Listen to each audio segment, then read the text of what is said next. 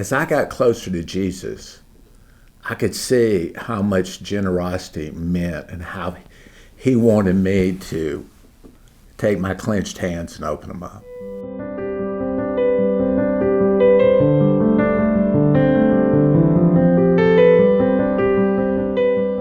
My dad shared this with me many years ago, but it stuck with me as he's always said that people don't care how much you know until they know how much you care. And I think that's stuck with me. You had a nickel and you took it to Sunday school, and you always put the money in and when they passed the plate, we always were able to put the nickel in the plate. Of course, that increased to a dime as you got older, and that increased to a quarter when you kept getting older. This was kind of a way of God's kingdom that we could, even as a small child, could contribute. I think it goes more by example than it does by what you do. My mom and dad were a great example. They gave to the church, but they also gave to charities and inner city. The thing that's really amazed me, though, is the stories that I've heard. There's a good friend of mine at church that his dad passed away, and he told me about my father coming over to their house because they didn't have any money, and he gave him an envelope full of cash to help him out during that time. And I was just like, and my dad had never told me that story. And you didn't have to have a written, given script to say, oh, I'm going to do this, and y'all come back and tell me how great I am. That's something that she didn't want, and I didn't want either. We all felt like, and I think we certainly set an example for our children.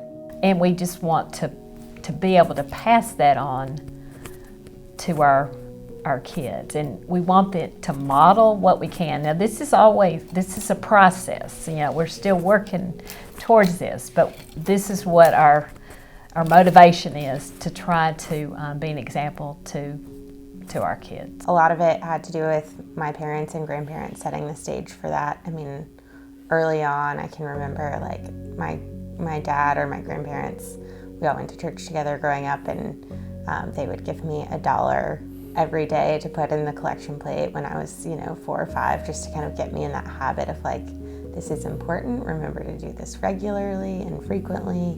My parents were always very committed to things. They're very supportive, whether it's me playing football or soccer or sports or trying to be around my friends. I always also noticed that with service opportunities.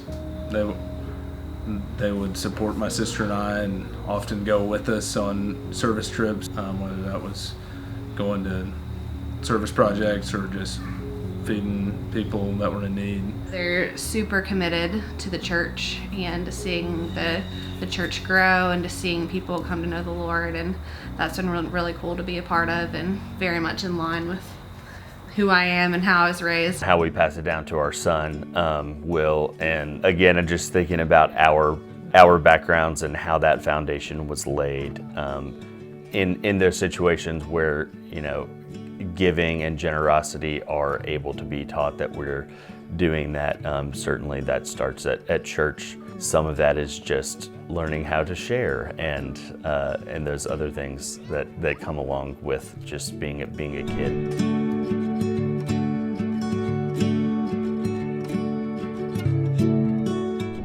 So we, as a family, have tried to narrow that down and focus and figure out what we want our focus to be. Being able to put some structure around our giving has been really helpful to make sure we're not just giving haphazardly, but really giving in a structured way that we've really thought and contemplated and prayed about. And so on our family's end, my dad has very lovingly put together the acronym. We all came up with it together, but the acronym PEE, which stands for Giving to the Poor, Christian Education, and Evangelism. So my wife doesn't necessarily like the acronym, but we can easily remember. And so those are the major areas that we really focus our giving on.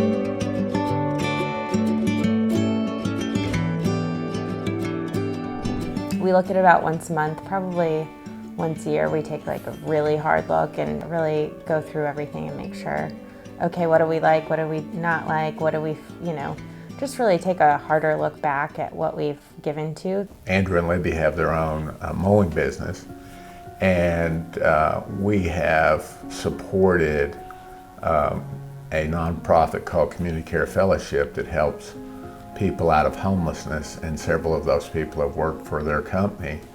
And she had shared yesterday that about 75% of their employees have been either incarcerated, homeless, or under addiction, and that they have been able to put 11 people in permanent housing now, which is pretty awesome.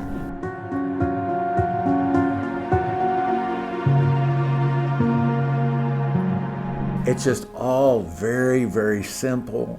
It's very easy, and now that my wife knows what our password is, it makes it really easy for her to just go in there and do stuff. And so it gives, especially for our children and our children's children, it gives a digital footprint, which is really awesome because we can look back and see what we've done last week, last month, last year. We can look at totals. We can look at different groups that we've given to. But the fact that you are giving alongside so many other people through the Signatry. We are that small a piece, but I feel very not only encouraged, but kind of like, hey, I'm part of this. They started a habit of being generous, and I just think it's important to instill that. We have 2 grandchildren and 1 on the way, and we just want them to, we just hope that every day that they're alive, that they have a relationship with Jesus Christ. And I think it's really important. The Signatry has offered a great way of looking at the impact your dollars can have beyond just your lifetime, and something that's helped motivate me want to instill that within my son and the generations that follow.